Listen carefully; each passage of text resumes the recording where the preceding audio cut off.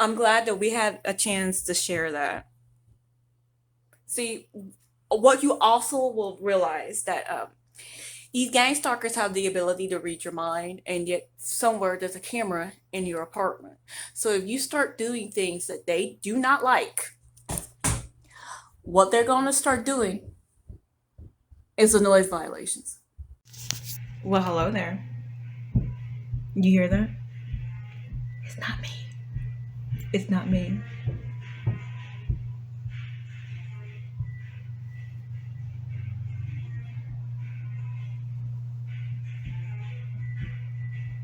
See, the noise.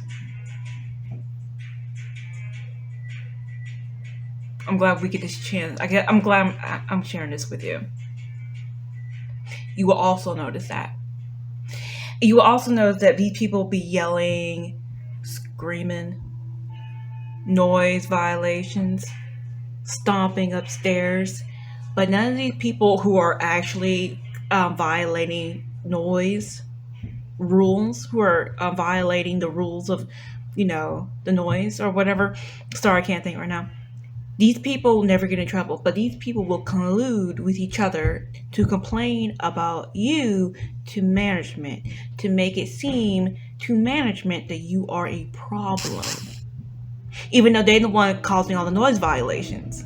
I have so many videos of the dude upstairs screaming, those kids screaming, those kids stomping, loud stomps, loud steps. There's a difference between the two.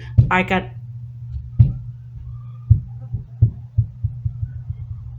See, now they banging the ball on the floor. And every once in a while, you can hear that dog screaming. And in this area, when I moved into this apartment, you had kids screaming, hollering for help. I recorded that. I even tried to give it to the LA Police Department. They didn't give a shit about it. You have the dogs screaming. Somebody's kidnapping dogs in this area, I swear to God. But you hear them screaming as well. You will hear that. You will hear all this shit. You will hear all of it. And no one cares. Except for you. Because 2 years ago I was moved into this neighborhood after being homeless. And all of this is not normal to me. So of course I called the police. You had children screaming in this neighborhood, help, help, call the police, and I called the police. Got it on tape. And I got that on tape of me trying to give this information to LAPD. This was when BLM was causing all that crap downtown Los Angeles. And I don't know if I still have videos of that. But I wasn't part of their doing this rioting, even though it was all planned. See, they're doing it. So here I am. My name is TALAN Godfrey, and I don't care about the bed or the table. And you're going to hear the stomping and the stepping and the loud music and the kids. Well, at least not screaming for help, but they do yell. And one has a little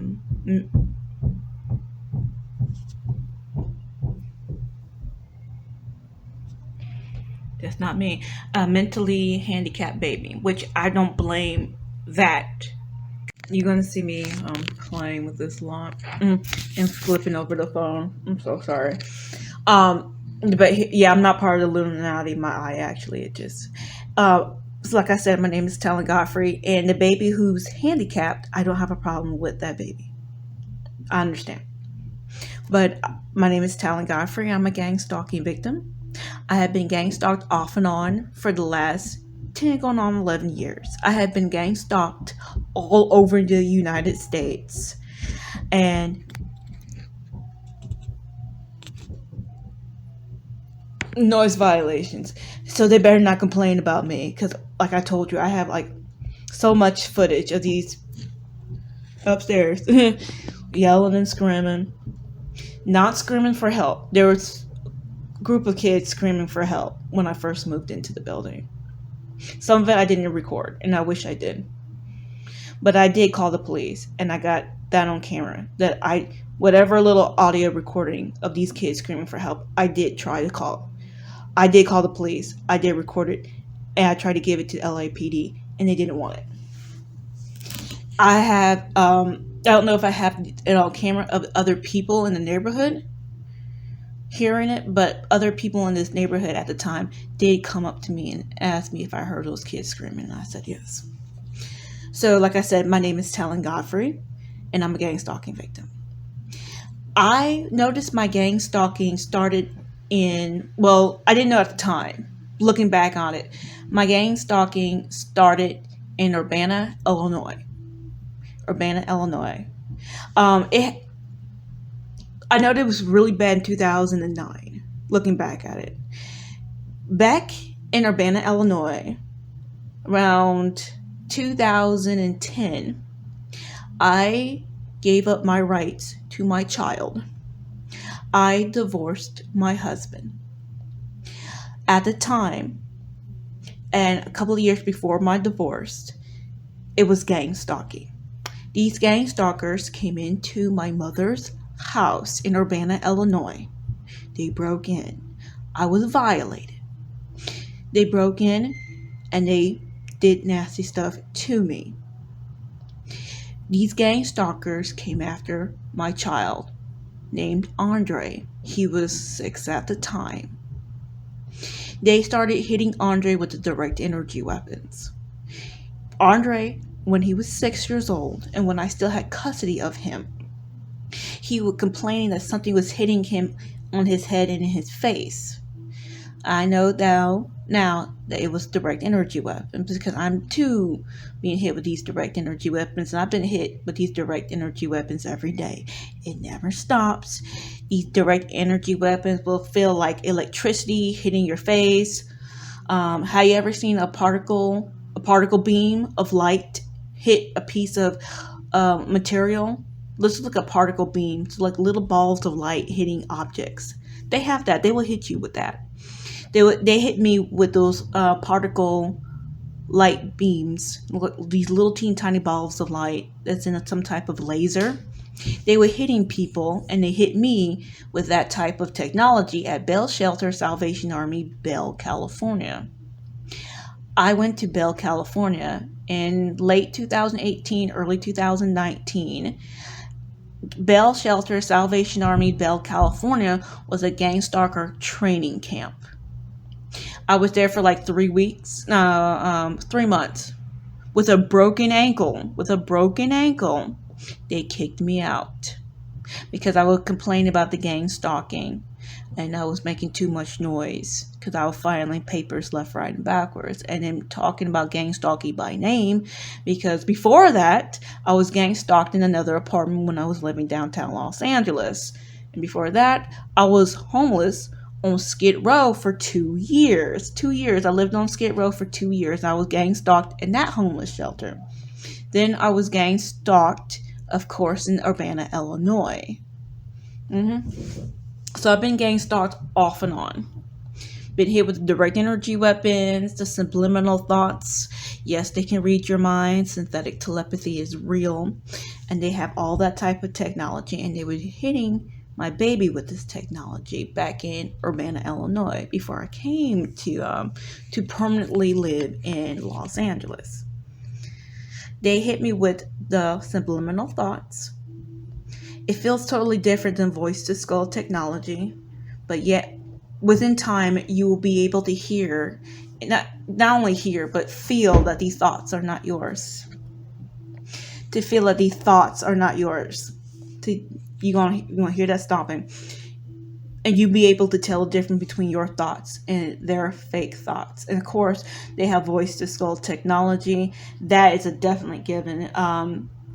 When I was visiting my sister back in the South, let's just say that, I was being hit with voice to skull technology. It's kind of weird to have a Southern white man voice being in your head through voice to skull technology. That is weird. Well, have anybody voice in your head that's not yours. You can be completely in the room by yourself, and yet you will hear it like it's right in here, and sometimes you will hear it like it's right in your mind. And then you have the subliminal thoughts. You got to learn how to meditate start meditating, and you'll be able to tell the difference between these types of technologies. I mean, then, like I said, you be hit with the direct energy weapons here, here, here, and then sometimes it'll be in the lip area, inside the eyes. Sometimes they'll do the phantom touch attack, and they will phantom touch you right here. You get hit in the breast, and then in the other areas around your body, especially the area between your vagina and your anus, that little skin area. I think they call it peridium. They love touching you there. They just love touching you there. You will be sexually assaulted with these direct energy weapons, just like Andrea Mitchell from MSNBC News when she talked about the Savannah syndrome. Hopefully, I can play a little bit of that.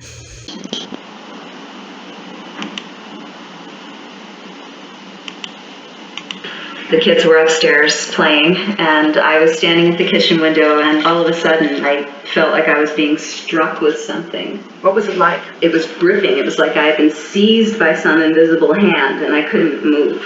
Tina, Kay, and Doug didn't know it then, but they were among the first victims of a still unexplained phenomenon that has come to be known as Havana syndrome, with more than 200 Americans around the world, mostly U.S. diplomats and spies, reporting neurological and other symptoms.